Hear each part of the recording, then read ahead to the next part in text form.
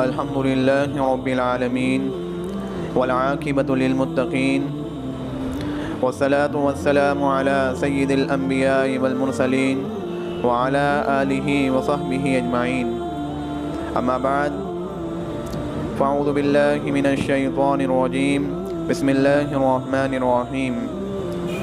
وعد الله الذين آمنوا منكم وعملوا الصالحات ليستخلفنهم في الأرض كما استخلف الذين من قبلهم. وقال النبي صلى الله عليه وسلم: فعليكم بسنتي وسنة الخلفاء الراشدين المهديين عضوا عليها بالنواجذ.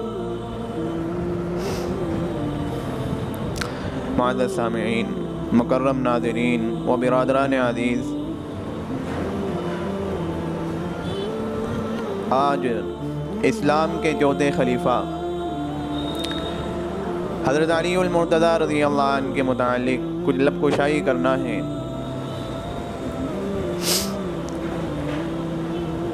چونکہ اس سے پہلے بھی یہ بتایا کہ یہ بیان مستقل خلافت راشدہ کی شروعات پر چل رہا ہے.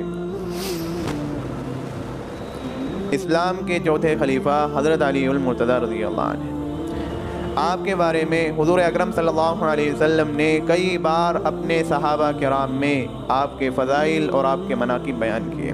آپ کے فضائل اور مناقب بے شمار ہیں، بنسبت دوسرے صحابہ کرام کے زیادہ ہیں. ملا علی قاری رحمۃ اللہ علیہ اس کا سبب یہ ذکر فرماتے ہیں کہ چونکہ حضرت علی رضی اللہ عنہ کا زمانے خلافت یہ بعد میں ہوا اور آپ کے زمانے خلافت میں اختلاف اور انتشار بہت ہوئے، آپ کے مخالفین اور محاربین بہت زیادہ ہوئے، تو زمانے کے صحابہ کرام نے آپ کے فضائل اور آپ کے مناقب کی جو احادیثیں ہیں ان کو پھیلائی، جن میں حضور صلی اللہ علیہ وسلم نے فرمایا آپ کے فضائل اور آپ کے مناقب بیان فرمائے تاکہ آپ کے مخالفین کا منہ بند ہو جائے اور عام لوگوں کے سامنے حضرت علی رضی اللہ عنہ کا صحیح مقام یہ واضح ہو جائے. ہم سب جانتے ہیں کہ حضرت علی المرتضیٰ رضی اللہ عنہ کو کئی القاب سے پکارا جاتا ہے. آپ کے القاب میں سے ایک لقب اسد اللہ تھا، یعنی اللہ کا شیر، جس کو شیر خدا سے تعبیر کیا جاتا ہے. حضرت علی رضی اللہ عنہ کی شجاعت، بہادری اور قوت و طاقت کے سینکڑوں واقعات مذکور ہیں، اس لیے آپ کو یہ لقب ملا اسد اللہ، اللہ کا شیر حضرت علی. آپ کو حیدر کے نام سے بھی پکارا جاتا تھا اور یہ حیدر در حقیقت آپ کے نانا اسد کا نام تھا. جب آپ پیدا ہوئے تو آپ کی والدہ نے اپنے والد کے نام پر یہ حیدر نام رکھا، لیکن حضرت ابو طالب آئے، انہوں نے اس نام کو پسند نہیں کیا اور آپ کا نام حضرت علی رکھا. لیکن حیدر کے معنی بھی چونکہ شیر کے آتے ہیں، اس لیے آپ کا یہ نام بھی پڑ گیا، آپ کو حیدر کرار کہا جاتا. کرار یہ لقب بھی حضور صلی اللہ علیہ وسلم نے دیا. کرار کا مطلب بار بار حملہ کرنے والا. حضرت علی رضی اللہ عنہ کی طاقت و شجاعت اور بہادری کہ آپ میدان جنگ میں بار بار حملہ کرنے والے تھے، اس لیے آپ کو حیدر کرار کہا جاتا تھا. حضرت علی رضی اللہ عنہ کے نام مبارک کے ساتھ کرم اللہ وجہ الکریم بھی لگایا جاتا ہے. اصل میں خوارج جو تھے وہ حضرت علی رضی اللہ عنہ کے نام مبارک کے ساتھ بد دعا کے الفاظ استعمال فرماتے. وہ کہتے کہ اللہ ان کے چہرے کو سیاہ فرمائے، کالا فرمائے معاذ اللہ. تو اہل سنت نے اس کے جواب میں حضرت علی رضی اللہ عنہ کے نام مبارک کے ساتھ کرم اللہ وجہ الکریم لگایا کہ اللہ ان کے چہرے کو معزز فرمائے. حضرت علی رضی اللہ عنہ کو ابو تراب کے نام سے بھی پکارا جاتا تھا. ابو تراب آل مروان کا کوئی شخص وہ مدینہ کا گورنر ہوا تو اس نے سہل بن سعد رضی اللہ عنہ کو بلایا اور کہا کہ تم حضرت علی پر لعنت بھیجو، تو انہوں نے انکار کر دیا. تو وہ شخص کہنے لگا کہ اگر چلو تم انکار کرتے ہو تو یوں کہو لعن اللہ ابا تراب، کے ابو تراب پر اللہ کی لعنت ہو. تو حضرت سہل بن سعد رضی اللہ عنہ نے کہا کہ یہ نام تو حضرت علی کو بہت زیادہ پسند تھا، اگر کوئی شخص اس نام کے ساتھ حضرت علی کو پکارتا تو آپ خوش ہوتے تھے. تو وہ کہنے لگا اچھا اس کا قصہ بیان کرو کہ یہ نام کیوں پڑا، ابو تراب جو نام یہ کس طرح سے پڑا؟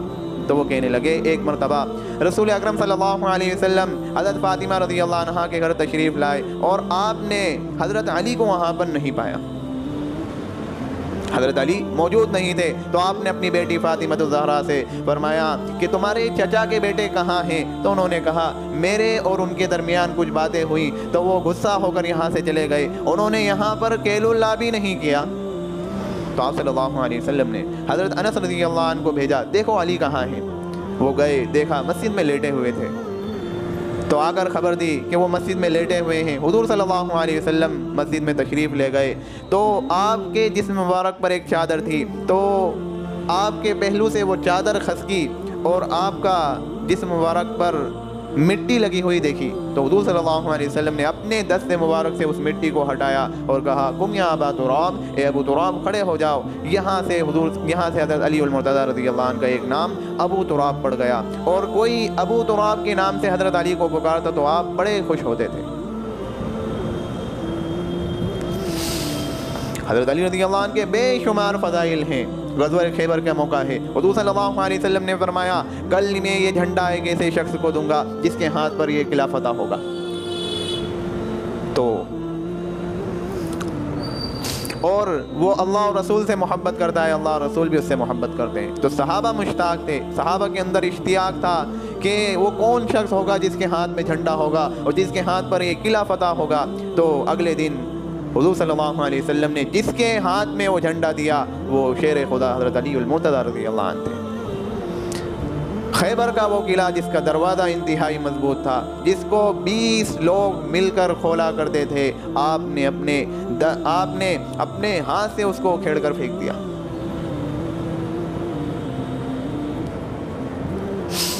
بچپن ہی سے قبول اسلام کی سعادت نصیب ہو گئی اور سب سے پہلے ایمان لانے والوں میں سے ہوئے، اور السابقون الاولون میں ایک خاص مقام اور ایک خاص درجہ بھی حضرت علی رضی اللہ عنہ کو حاصل ہے۔ ایک مرتبہ حضور صلی اللہ علیہ وسلم نے حضرت علی رضی اللہ عنہ سے فرمایا کہ تو میرے لیے ایسا ہی ہے جیسا کہ موسیٰ علیہ السلام کے لیے ہارون علیہ السلام تھے، مگر فرق اتنا ہے کہ میرے بعد کوئی نبی نہیں ہوگا، میرے بعد کوئی نبی نہیں۔ غزوہ تبوک کا موقع ہے، تو غزوہ تبوک کے موقع پر آپ صلی اللہ علیہ وسلم نے حضرت علی رضی اللہ عنہ کو اہل و عیال کی حفاظت کے لیے چھوڑا، تو منافقوں نے یہ طعنہ دینا شروع کر دیا، منافقوں نے یہ کہنا شروع کر دیا کہ حضور صلی اللہ علیہ وسلم نے آپ کو حقیر سمجھ کر یہاں عورتوں اور بچوں میں چھوڑ دیا ہے۔ تو حضرت علی رضی اللہ عنہ نے ہتھیار باندھے اور نکل کر باہر آ گئے اور مقام جرف میں جا کر حضور صلی اللہ علیہ وسلم سے جا ملے، عرض کیا اللہ کے رسول یہ منافقین اس طرح کی باتیں کر رہے ہیں، آپ نے فرمایا جھوٹ کہتے ہیں، میں نے تمہیں صرف اس لیے چھوڑا ہے کہ تم اہل و عیال کی حفاظت کرو، جاؤ واپس جاؤ اور اہل و عیال کے بارے میں میرے نائب رہو۔ کیا تم اس پر راضی نہیں ہو کہ تمہیں مجھ سے وہی نسبت ہو جو ہارون علیہ السلام کو موسیٰ علیہ السلام سے تھی؟ حضرت علی رضی اللہ عنہ کی گفتگو علم و حکمت اور دانائی سے بھرپور ہوتی تھی، اس لیے حضور صلی اللہ علیہ وسلم نے فرمایا انا دار الحکمہ وعلی بابوہا، کہ میں حکمت کا گھر ہوں اور علی اس کا دروازہ ہے۔ ایک روایت میں ہے انا دار العلم وعلی بابوہا، میں علم کا گھر ہوں علی اس کا دروازہ ہے۔ ایک روایت میں ہے انا مدینۃ العلم وعلی بابوہا، میں علم کا شہر ہوں علی اس کا دروازہ ہے۔ یعنی جو علم کے حکمت کے گھر میں، علم کے گھر میں اور علم کے شہر میں آنا چاہتا ہے تو اسے دروازے سے داخل ہونا ہوگا۔ دروازہ کیا ہے؟ وہ حضرت علی ہے۔ یہ مقام تھا حضرت علی کا علم میں۔ ایک موقع پر حضور صلی اللہ علیہ وسلم نے فرمایا وَأَقْضَاهُمْ عَلِي، کہ علی سب سے بہتر فیصلہ کرنے والے ہیں، سب سے بہتر فیصلہ کرنے والے حضرت علی ہیں۔ ایک مرتبہ حضرت علی رضی اللہ عنہ نے فرمایا قسم ہے اس ذات کی کہ جس نے دانے کو پھاڑا اور ذی روح کو پیدا کیا، نبی امی صلی اللہ علیہ وسلم نے مجھے وصیت کی ہے کہ مجھ سے صرف وہ شخص محبت رکھے گا جو مومن ہوگا، اور مجھ سے وہ شخص بغض و عداوت رکھے گا جو منافق ہوگا۔ بلا شبہ اللہ تبارک و تعالی نے حضرت علی رضی اللہ عنہ کو جن انعامات سے نوازا ہے، جن عظیم انعامات سے نوازا ہے، کیا ہے وہ؟ کہ حضور صلی اللہ علیہ وسلم کی دعوت اسلام پر سب سے پہلے لبیک کہنے والوں میں سے آپ کے حقیقی چچا زاد بھائی حضور صلی اللہ علیہ وسلم انتہائی محبت فرمانے والے ان سے، اور محبت کا یہ تقاضا کہ آپ نے اپنی بیٹی فاطمہ الزہرا رضی اللہ عنہا کو ان کے نکاح میں دے کر دامادی کا شرف عطا فرمایا۔ اکثر سارے غزوات میں شریک رہے سوائے غزوہ تبوک کے، اور میدان جنگ میں بار بار اپنی جان کو خطرے میں ڈال کر کارہائے نمایاں انجام دیے۔ اس لیے ہر مومن صادق کو یہ حق پہنچتا ہے کہ وہ حضرت علی المرتضیٰ رضی اللہ عنہ سے محبت رکھے، اور جو بغض و عداوت رکھتا ہے اس کے بارے میں یہ سمجھے کہ یہ ایمان کی حقیقت سے محروم ہے اور نفاق کا مریض ہے۔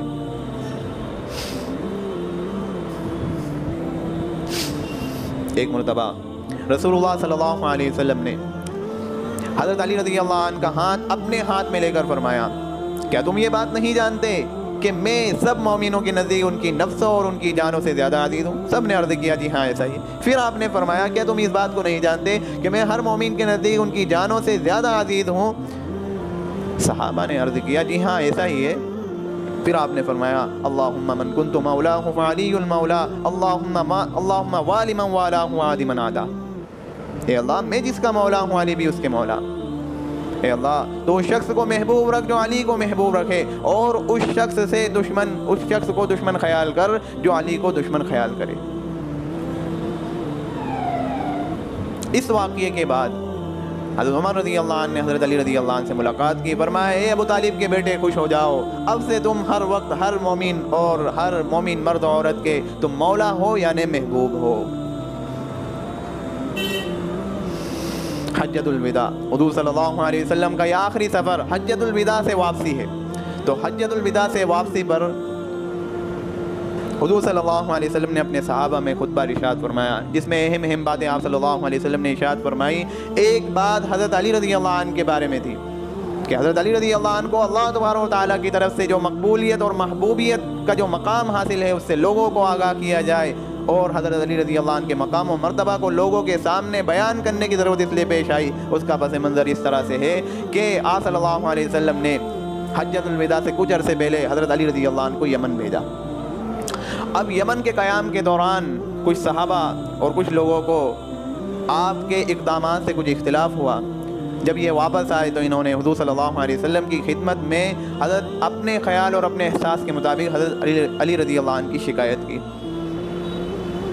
اب جن لوگوں نے شکایت کی تو حضور صلی اللہ علیہ وسلم نے عند اللہ اور دین میں حضرت علی رضی اللہ عنہ کا جو مقام و مرتبہ ہے اس کو بیان فرما کر حضرت علی رضی اللہ عنہ کے اقدامات کی تصویب اور توثیق فرما کر ان کے خیال کی اصلاح فرما دی کہ حضرت علی رضی اللہ عنہ کا یہ مقام ہے، اور تم حضرت علی رضی اللہ عنہ کے بارے میں یہ سوچ رہے ہو، اس لیے تم یہاں پر غلطی پر ہو۔ حاضرین مجلس سے آپ صلی اللہ علیہ وسلم نے عرض کیا، کیا تم یہ بات نہیں جانتے کہ میں ہر مومن کے نزدیک ان کی محبت سے ان کی جانوں اور ان کی نفسوں سے زیادہ حقدار ہوں؟ سب نے بیک زبان عرض کیا جی ہاں ایسا ہی ہے۔ پھر آپ نے فرمایا کہ میں ہر مومن کے نزدیک ہر مومن کو جو اپنے نفس اور اپنی جان سے محبت اور ایک تعلق ہے اس سے زیادہ تعلق اس کو میرے ساتھ ہونا چاہیے۔ سب نے عرض کیا جی ہاں ایسا ہی ہے۔ آپ صلی اللہ علیہ وسلم نے پھر فرمایا، اللہم من کنت مولاہ فعلی مولا، اللہم والی من والاہ عادی من عادا، کہ اللہ میں جس کا محبوب ہوں علی بھی اس کے محبوب ہیں۔ آگے آپ نے ایک دعائیہ جملہ ارشاد فرمایا کہ اللہ جو علی سے محبت کا تعلق رکھے آپ اس سے محبت کا معاملہ فرمائیں، جو علی سے بغض و عداوت کا تعلق رکھے آپ اس سے دشمنی کا معاملہ فرمائیں۔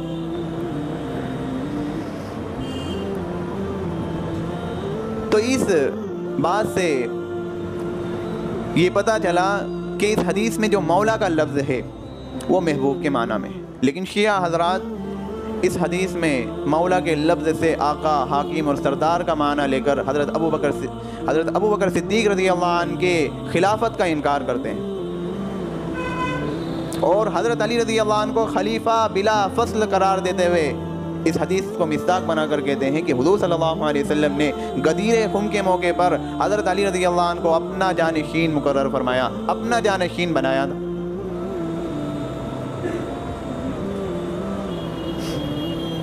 اور بہت سارے سیدھے سادے لوگ وہ عزت میں آ کر اس مکر و فریب کے شکار میں آ کر وہ یہ بات کہنے پر مجبور ہو جاتے ہیں کہ ہاں خلافت میں پہلا حق حضرت علی رضی اللہ عنہ کا تھا۔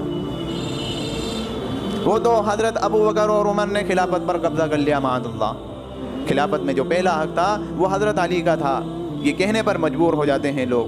چلو اگر شیعہ علماء کی یہ بات مان لی جائے کہ حضور صلی اللہ علیہ وسلم نے غدیر خم کے اس خطبے میں من کنت مولا فعلی مولا فرما کر آپ نے حضرت علی رضی اللہ عنہ کی خلافت اور جانشینی کا صاف صاف اعلان فرمایا تھا، تو پھر معاذ اللہ سب سے پہلے حضرت علی رضی اللہ عنہ جواب دہ ہوں گے کہ حضور صلی اللہ علیہ وسلم کی وصال کے بعد اس بنیاد پر خلافت کا دعویٰ پیش کیوں نہیں کیا؟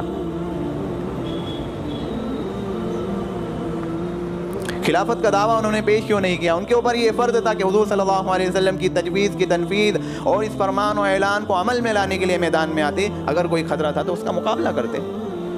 لیکن آپ دیکھیں گے کہ سیرتوں کو پڑھیں گے تو حضرت علی رضی اللہ عنہ نے حضرت ابو بکر صدیق رضی اللہ عنہ کے ہاتھ پر بیعت کی، تاخیر میں بیعت کی یہ الگ بات ہے کہ حضرت علی رضی اللہ عنہ کو ایک شکایت تھی کہ وہ جو بنو ثقیفہ بنو سعدہ میں جو واقعہ پیش آیا تھا، تو حضرت علی رضی اللہ عنہ کی یہ شکایت تھی کہ وہ جو واقعہ پیش آیا اس کے بارے میں مجھے کیوں نہیں اطلاع دی اور اس مشورے میں مجھے کیوں نہیں بلایا گیا، آپ نے وہاں جا کر بیعت لے لی۔ تو حضرت ابو بکر صدیق رضی اللہ عنہ نے اس کا جواب دیا، آپ نے فرمایا کہ ہم وہاں پر بیعت لینے کے لیے نہیں گئے تھے، ہم تو وہاں پر مہاجرین اور انصار کے درمیان جو اختلاف ہوا تھا ہم اس کو دور کرنے کے لیے گئے تھے، تو وہاں پر حاضرین نے خود بخود بال اتفاق میرے ہاتھ پر بیعت کر لی، اور آپ چونکہ حضور صلی اللہ علیہ وسلم کی تجہیز و تکفین میں مصروف تھے، مشغول تھے، اس لیے اس عجلت میں آپ کو کیسے ہم بتاتے۔ تو یہ جواب سن کر حضرت علی رضی اللہ عنہ نے اپنی شکایت واپس لی اور حضرت ابو بکر صدیق رضی اللہ عنہ کے ہاتھ پر مسجد نبوی میں عام مجمع کے سامنے آپ نے بیعت کی۔ تو در حقیقت خلافت راشدہ کی جو شروعات ہے وہ حضرت ابو بکر صدیق رضی اللہ عنہ سے ہے، اور اس کا اختتام حضرت حسن رضی اللہ عنہ پر ہے۔ حضرت علی رضی اللہ عنہ اسلام کے چوتھے خلیفہ عثمان غنی رضی اللہ عنہ کی شہادت کے بعد یہ تخت خلافت پر متمکن ہوئے، اور خلافت کی باغ ڈور سنبھالتے ہی انہوں نے اس بات پر زور دیا کہ مسلمانوں کا احترام کیا جائے اور ان کے خون کا ضیاع نہ ہو۔ کیونکہ انہوں نے اس بات پر زور دیا اس لیے اپنی پوری دارالحکومت کو منتقل کر دی۔ مدینہ فتنوں سے گھر چکا تھا، اگر یہاں پر رہتے تو حضور صلی اللہ علیہ وسلم کا شہر ہے اور یہاں پر خون ریزی ہوتی، یہ گوارا نہیں تھا، اس لیے پوری خلافت کو منتقل کر دیا۔ اور آپ کے حضرت علی رضی اللہ عنہ دنیا سے بے رغبتی اور خشیت الہی کی موجیں ان کے اندر ٹھاٹے مارتی تھی۔ دنیا کی تاریخ گواہ ہے کہ جب بھی کوئی حاکم وقت آیا تو اس نے اپنے آپ پر اور اپنے اہل و عیال پر کس طرح سے بیجا خرچ کیا ہے، اپنی رعایا کا بالکل ہی خیال نہیں کیا اور پوری زندگی عیش و کوش اور لہو لعب میں گزار دیا۔ لیکن حضرت علی رضی اللہ عنہ نے پوری زندگی بیت المال سے ایک دانہ بھی اپنی ذات پر خرچ نہیں کیا، لیکن پھر بھی حضرت علی رضی اللہ عنہ وہ دشمنوں کی زد سے محفوظ نہ رہ سکے۔ ابن ملجم نے اپنی زہر پلائی ہوئی جو تلوار سے ایک ایسی ضرب لگائی، ایک ایسا وار کیا کہ 21 رمضان المبارک کو ان زخموں کی تاب نہ لاتے ہوئے جام شہادت نوش فرما کر آپ شہادت کے ایک اعلیٰ مرتبے پر فائز ہو گئے۔ اور شہادت سے پہلے ابن ملجم اس قاتل کو لایا گیا تو آپ کا ایک ایسا جملہ آپ نے فرمایا کہ مقتول سے پہلے قاتل کی پیاس بجھائی جائے۔ اس جملے میں اتنی معنویت اور اخلاقی تعلیم تھی۔ مقتول حضرت علی ہیں، قاتل وہ ابن ملجم ہے۔ حضرت علی فرما رہے ہیں کہ مجھ سے پہلے اس قاتل کی پیاس بجھائی جائے۔ پیاس میں تو حضرت علی بھی تڑپ رہے ہیں، لیکن اخلاق حمیدہ، اخلاقی اس قدر تھے، اور آپ نے یہ جملہ فرمایا کہ دیکھو اس کے ساتھ حسن سلوک کا معاملہ کیا جائے۔ اگر میں زندہ رہا تو سوچوں گا اس کے ساتھ کیا کرنا ہے، اس کو مارنا ہے یا اس کو معاف کرنا ہے۔ اگر میں انتقال فرما جاؤں تو پھر ایک جان کا بدلہ ایک ہی جان ہے۔ یہ تھے امیر المؤمنین علی بن طالب رضی اللہ عنہ۔ 18 رمضان کو ان پر 18 رمضان جمعہ کے دن صبح کے وقت ان پر ایک حملہ ہوا، ایک وار ہوا، اور 3 رات کے بعد یعنی 21 رمضان کے بعد وہ انتقال فرما گئے۔ آپ کے بیٹے حضرت حسن اور حسین رضی اللہ عنہما اور عبداللہ بن جعفر نے غسل دیا، حضرت حسن رضی اللہ عنہ نے جنازے کی نماز پڑھائی، اور عمر جو تھی وہ 63 سال